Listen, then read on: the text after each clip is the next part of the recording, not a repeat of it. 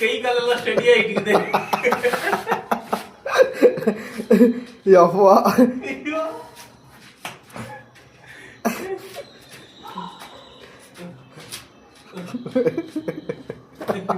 இப்பயே நாட்டம் வர்றாருன்னா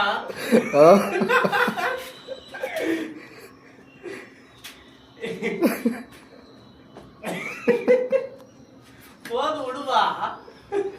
ஓஹோ, நான் சொல்றதே கேட்கல.